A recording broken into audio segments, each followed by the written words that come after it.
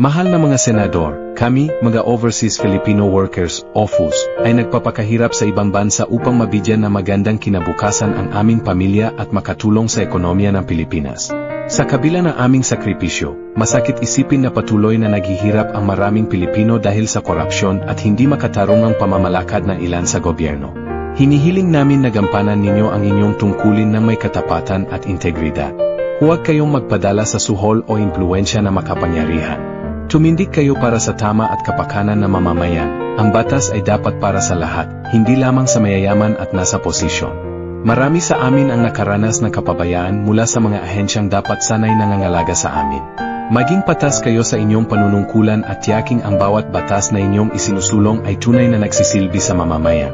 Bigyang prioridad ninyo ang mga batas na tunay na makakatulong sa mga Pilipino, lalo na sa mahihirap at sa mga tulad naming Ebley na nagsisikap para sa ating bansa.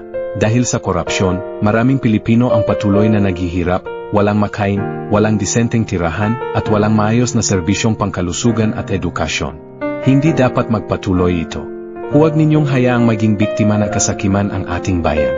Pairalin ninyo ang batas ng patas at huwag kailanman magpapadala sa suhol o pananakot. Nagmamahal, OFU Benjenier.